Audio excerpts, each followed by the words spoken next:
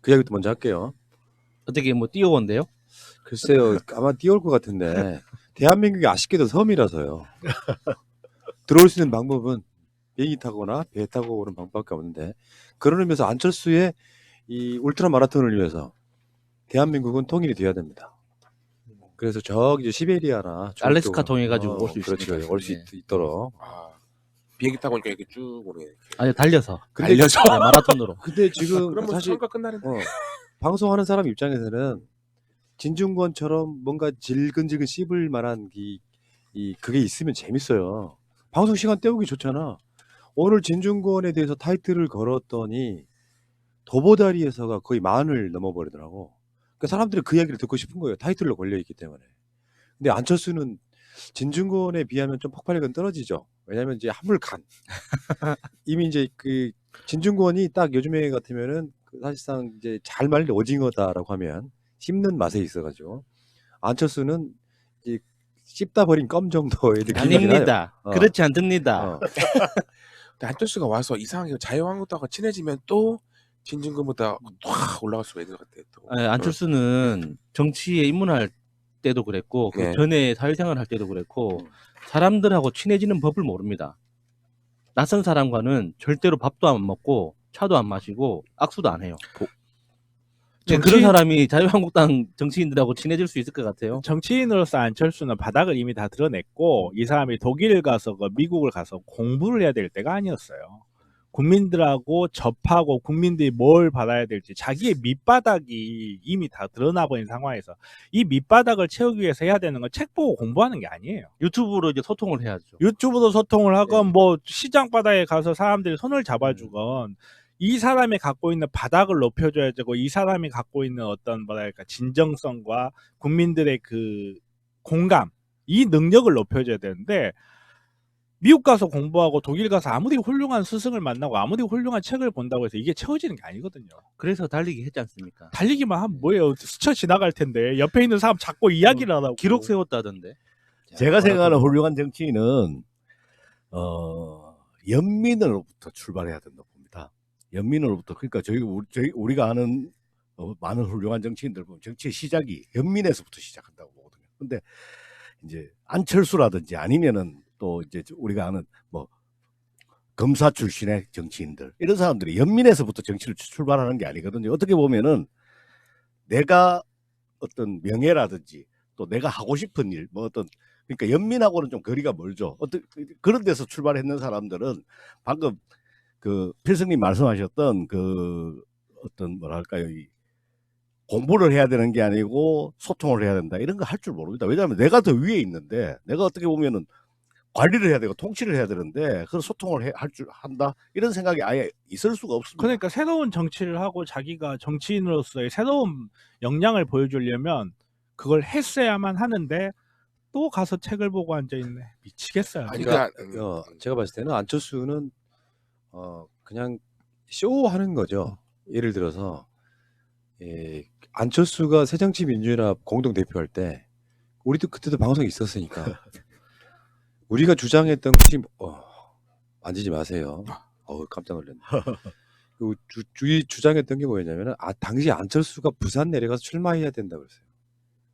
그게 우리 주장이었다고. 그러면 안철수는 지금 정치 행보가 완전히 달라졌을 거예요. 그렇죠. 그러니까 떨어지더라도 황교안이 종로에 나와야 되는 것처럼 떨어지더라도 근데 결국에는 어떻게 했습니까? 노회찬 의원 지역구 뺏은 거 아니에요, 사실상. 그렇죠. 그러면서 지금 이제 나오고 있는 얘기가 이제 부산으로 출마할 수 있다 이런 이야기인데 어쨌건 손학규 대표가 안철수 전 대표가 돌아오면 내가 당권을 안철수 대표한테 주겠다 이런 식의 이야기를 하니까 득달같이 나 복귀할게 하는 그 가벼움. 아니 그 가벼움에 또 한 번 더 깜짝 놀라는데 문제는 안철수 돌아오는 건 지금 사실 큰 의미가 없다고 봅니다. 뭐 제목에도 걸려 있지만 비호감도가 69.9%라고 하는 69%인가 69%라고 하는 그 놀라운 수치에 있을 때는 이미 정치인으로서는 영도백이 된 거예요.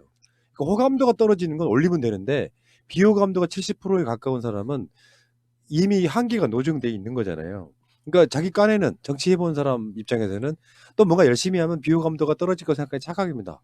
이미 많은 사람들은 안철수의 한계, 그러니까 안철수가 지지도가 15%고 비호감도가 15%면 가능성이 있는 거야. 근데 비호감도가 황교안보다 높다고 하는 건 사람들 입장에서 보면 팽팽하던데요.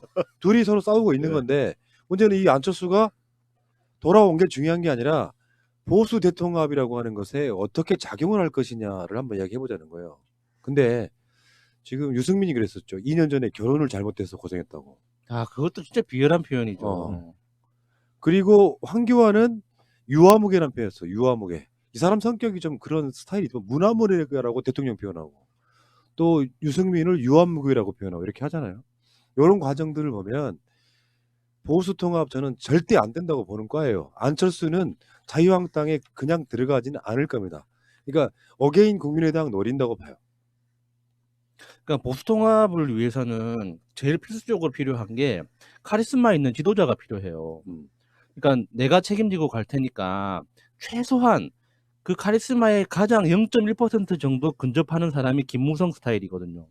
그러니까 김무성은 그 카리스마가 어떤지 봤기 때문에 비슷하게 흉내 내려고 애라도 쓰는데 황교안은 본 적이 없으니까 그 정치적 카리스마라는 거에 대한 개념 자체가 없어요. 정확한 겁니다. 예, 그러니까 사람들이 어디를 보고 따라가겠습니까?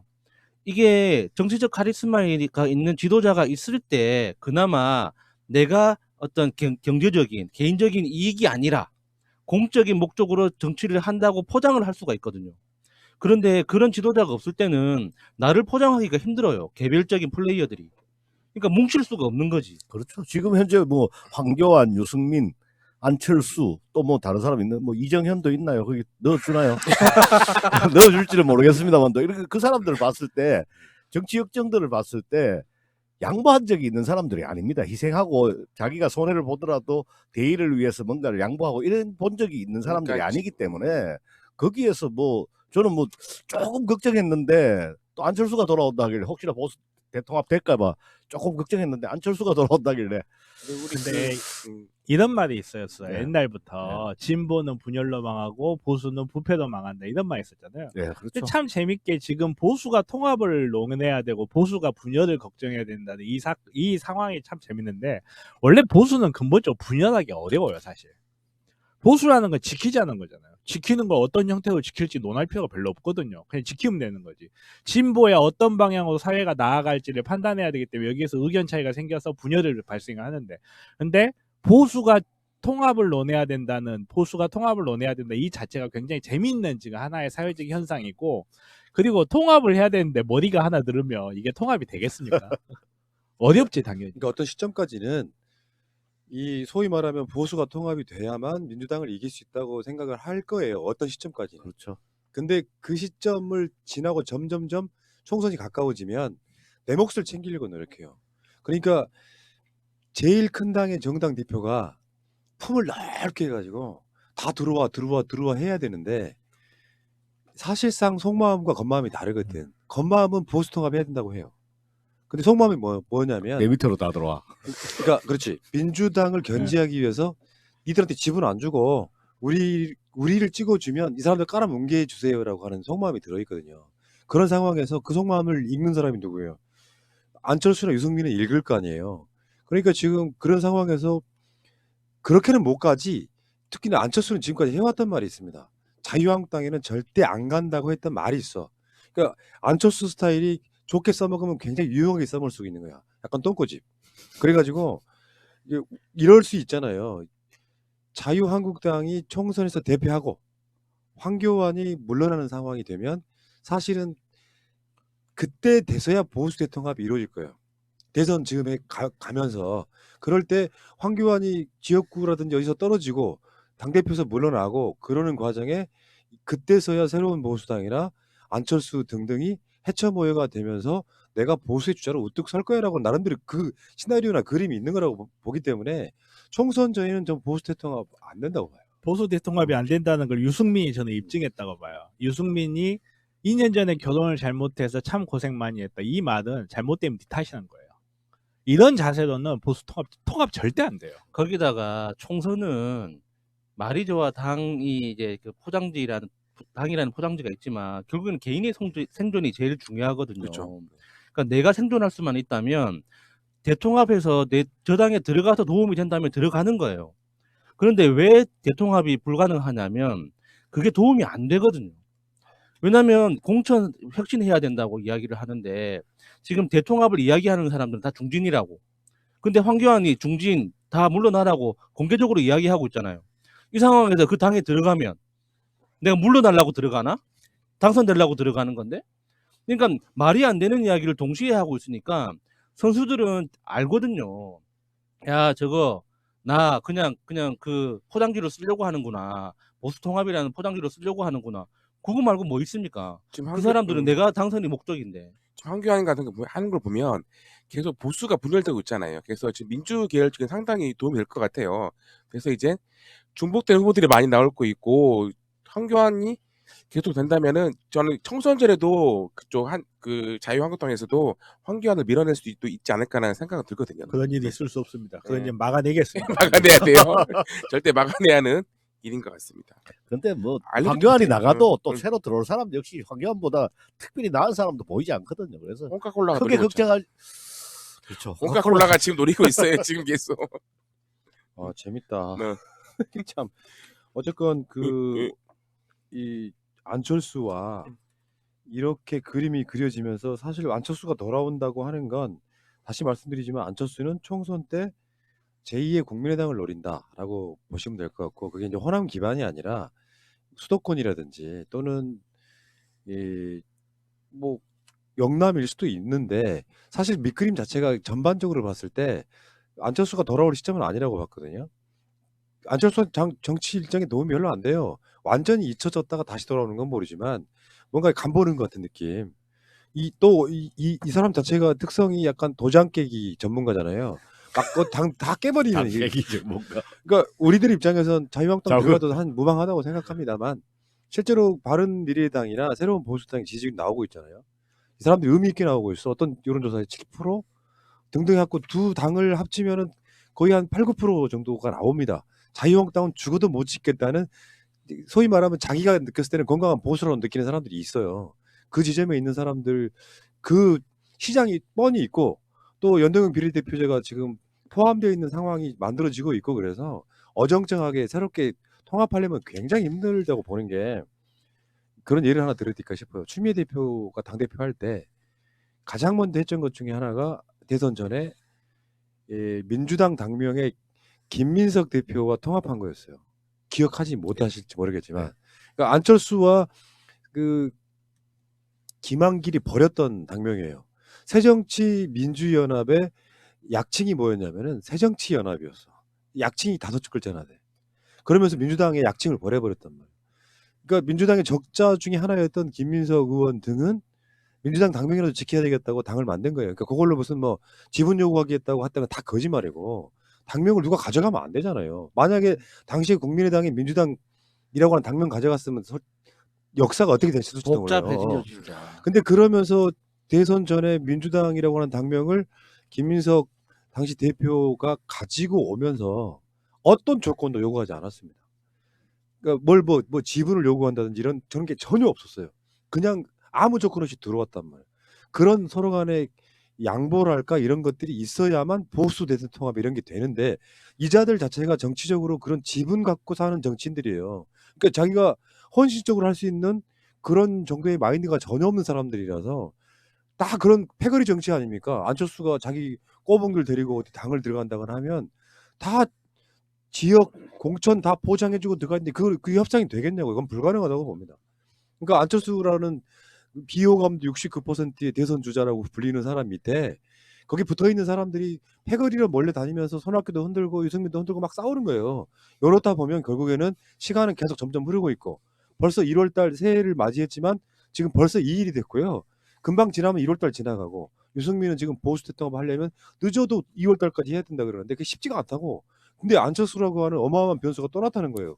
안철수는 지금 황교안이 총선에서 사라져 주기를 기다리는 일종의 사자 같은 거야. 그쪽에 들어갈 이유가 하이에나 없는 아니고 거예요. 사자일까요? 그렇구나. 실수요. 하이에나. 어. 그러니까 저는 안철수가 돌아온다는 기사를 보는 순간 그냥 저도 모르게 너무 불쾌했거든요. 그게 왜 그런지 곰곰이 생각해 보니까 이렇게 생각하는 그 안철수의 생각 자체가 너무 유치하게 느껴지는 거예요. 그러니까 국민의당을 만들고 다당제를 만들었다는 게 자기가 했다고 생각하는 거예요. 그러니까 내가 다당제를 이루어냈기 때문에 한국의 정치 변화를 이루어냈기 때문에 다시 할 수 있다라는 자신감이 깔려있지 않으면 이런 유치한 생각 못 하거든요. 이게 국민의당이 탄생할 수 있었던 배경에는 문재인 대통령이 있는 거예요. 그 당시에 민주당 당 대표로서 계파 정치를 없애기 위해서 시스템 작업을 열심히 했잖아요. 그러니까 자기의 정치 생명을 내놓고서라도 김종인 그렇죠. 영입한 게 그 이유 아닙니까? 자기 정치 생명을 내놓고서라도 계파 정치를 없애기 위해서 시스템 구축을 하다 보니까 그 시스템에 반대하는 사람들끼리 뭉쳐서 나온 게 국민의당이라고. 그러니까 그게 지 힘이냐고 그게. 지가 한 게 아니라고 그거는. 근데 왜 그걸 자기의 성과, 자기의 실력으로 착각하는 그 유치함이 지금 다시 한국으로 돌아오면서 진짜 너무 불쾌한 거예요. 지금 이 검찰개혁 법안까지 완성시킨 국민들이 있는데 국민들 수준을 뭘로 보고 숟가락 하라 올려놓고 예, 숟가락. 지가 다시 돌아오면 옛날처럼 반겨줄 거라고 생각하는 그 사고방식 자체가 너무 불쾌한 거라. 저는 사실 안철수가 지금 돌아오기에 가장 안 좋은 때라고 생각하거든요. 근데 지금 돌아온 걸 보고 역시 안철수다 이 생각이 들죠. 정할못. 그러니까 제가 말씀드렸잖아요. 차라리 대선 때 지으면서 새로운 메시지를 들고 들어오는 게 낫지. 아, 이런 거지. 총선 때 출마 안 하시고 걸으시면 힘들어져요라고 하는 그 측근들의 이야기를 아니 사실 오고 싶었겠죠. 근데 그 이야기였던 거잖아요. 손학규 대표가 안철수 전 대표가 돌아오려는데 명분을 만들어주면 돌아오겠다고 했는데 그 말이 밖으로 나가자마자 돌아와 버렸어. 무슨 명분이 있어서 돌아와? 안철수가 돌아오겠다고 하는 명분이 뭐였냐면은 국민이 부르면 다시 오겠다였어요. 근데 국민이 밀어내고 있잖아요. 아무도 안 부르는데. 비호감도 69%. 아니 그 불렀어요? 31%가 자기를 좋아한다고 착각하는 것 같아요. 제가. 손학규가 너 국민이다 뭐 이런 거 예, 아니에요? 만덕산에 또 영향을 받아 만덕산의 기운을 받고 싶은가? 이러면 또 손학규 대표 생각이 달라지죠. 그러니까 안철수가 안 돌아올 거라고 생각하고 이야기를 질렀는데 돌아와 버린 거야. 그러면 또 그 당 재밌어지겠는데? 야, 오늘 손학규 대표 한잔 하겠네요. 눈치가 없네 눈치가. 정말 안 좋은 때에 돌아왔어요. 제가 봤을 때는 가장 안 좋은 때가 아닐까 싶은데 뉴스에 며칠 있지도 못할 것 같아요. 지금 상황에서는. 아까 보니까 추미애 그 장관 그 취임보다 못하는 그 같아 보니까 느낌이. 며칠 안 갈 것 예, 같아요. 며칠 안것 같아요. 내가 지금은 웃고 이야기하는데요. 네. 안철수라고 하는 사람을 제가 정말 극혐했던 이유 중에 하나가 역사적 비극인 호남 고립이 안철수에서 한 번 더 재현했다는 거거든요. 그렇죠. 그러니까 김대중 대통령의 유언 같은 거예요. 선거하면은 이 지도에 노란색 호남하고 서울 정도만 딱 표시고 나머지 다 파란색 했던 그 기억들 나십니까? 네, 납니다. 삼당합당이라고 하는 것이 호남을 고립시키는 작전, 가장 악질적인 지역감정 유발 같은 거였었거든요. 그러니까 호남이라고 하는 걸 자근자근 밟아버린 거예요.